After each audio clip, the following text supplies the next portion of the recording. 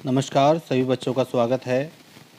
जो बच्चे BA NEP second semester के हैं और जिन बच्चों ने इकोनॉमिक्स सब्जेक्ट का चयन किया है, तो उनका जो बीए सेकंड सेमेस्टर में इकोनॉमिक्स का जो पेपर होगा, उसका जो सिलेबस है, उसका टाइटल, उसका कोड, ये आज हम डिस्कस करने वाले हैं आज की इस वीडियो में।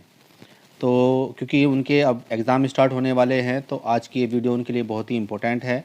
जिन बच्चों के पास भी इकोनॉमिक्स सब्जेक्ट है, यानी कि अर्थशास्त्र, जिन बच्चों ने भी अर्थशास्त्र का चयन किया है, उनके लिए आज की ये वीडियो इम्पोर्टेंट है। सीसीएस यूनिवर्सिटी के हों या फिर अदर स्टेट यूनिवर्सिटी के हों, तो जो भी यूपी से बिलोंग करते हैं और सीसीएस यूनिवर्सिटी में पढ़ते हैं या फिर अदर स्टेट यूनिवर्सिटी हैं, सभी का सिलेबस सेम सा ही है, जो कि अब एनईपी के अंडर आता है बीए। तो बढ़ते हैं हम अपनी वीडियो की तरफ। तो जैसे कि ये टाइटल आपको दिखाई दे रहा होगा, ये है आपका मैक्रो इकोनॉमिक्स, जिसका कोड है A080201T। इसका सिलेबस में जो आपकी पहली यूनिट आती है, उसमें आपका basic concept, nature and scope of macro economics, और मैक्रो इकोनॉमिक्स में जो वेरिएबल्स हैं, इसमें आपके स्टॉक एंड फ्लो कॉन्सेप्ट हैं, यानी कि बुनियादी अवधारणाएं, समष्टि अर्थशास्त्र की प्रकृति और दायरा, मैक्रो इकोनॉमिक्स वेरिएबल्स में स्टॉक और फ्लो की अवधारणा। उसके बाद जो आपका यूनिट नंबर 2 है, उसमें आप पढ़ सकते हैं कि कौन कौन से टॉपिक आपके हैं। इसमें है circular flow of income. Circular flow of income में आपका जो है पहला टॉपिक है circular flow of income into sector, 3 sector, 4 sector economy. तो जो आय का चक्राकार प्रवाह है, वो 2 क्षेत्रीय, 3 क्षेत्रीय और 4 क्षेत्रीय जो अर्थव्यवस्था हैं, उनमें जो आय का चक्रीय प्रवाह है, उसके बारे में आपको पढ़ना है। उसके बाद जो आपका यूनिट नंबर 3 है, इसमें आपका है नेशनल इनकम। नेशनल इनकम का जो मीनिंग है, उसके जो कॉन्सेप्ट हैं ऑफ नेशनल इनकम, उसका measurement of national income, expenditure approach and production, जिसको हम बोलते हैं value added approach, and income approach, problems in measurement of national income, concept of per capita national income, राष्ट्रीय आय का अर्थ, उसकी अवधारणाएं, राष्ट्रीय आय और व्यय का दृष्टिकोण का मापन, उत्पादन मूल्य, यानी कि जिसको हम बोलते हैं मूल्य वर्धित दृष्टिकोण और आय दृष्टिकोण, राष्ट्रीय आय को के मापन की समस्याएं, प्रति व्यक्ति राष्ट्रीय आय की अवधारणा। इसके बाद आपकी आती है यूनिट नंबर 4। इसमें आप पढ़ सकते हैं अनएम्प्लॉयमेंट, इसका meaning of unemployment, labour force, participation rate and unemployment rate, types of unemployment discussed, cyclic और functional and structural unemployment, natural rate of unemployment. तो बेरोजगारी का अर्थ, श्रम बल भागीदारी दर और बेरोजगारी दर, बेरोजगारी के प्रकार, जिसमें आप पढ़ सकते हैं छिपी हुई बेरोजगारी किसको बोलते हैं हम, चक्रीय बेरोजगारी किसको बोलते हैं, घर्षण बेरोजगारी और संरचनात्मक बेरोजगारी।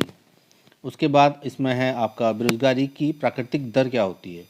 तो ये सारे के सारे हैं। उसके बाद जो नंबर 5 है आपकी, उसमें आपका इन्फ्लेशन, उसका meaning and type of inflation, cost push and demand pull inflation, headline versus core inflation, wholesale price index versus consumer price index, Phillips curve. इसमें आप पढ़ सकते हैं मुद्रास्फीति का अर्थ क्या होता है, उसके प्रकार, लागत प्रेरित मुद्रास्फीति बना मांग प्रेरित मुद्रास्फीति, हेडलाइन बना कोर मुद्रास्फीति, थोक मूल्य सूचकांक बना उपभोक्ता मूल्य सूचकांक, और लास्ट में है इसका फिलिप्स वर्क। उसके बाद आपका आता है यूनिट नंबर 6। इसमें है आपका क्लासिकल, डिक्टोरियन and Keynesians economic, tenets of classical economics, Say's law of market, criticism of Say's law by Keynes, silent features of Keynesian economy और principle of effective demand, शास्त्रीय सिद्धांत और केनियंस अर्थशास्त्र,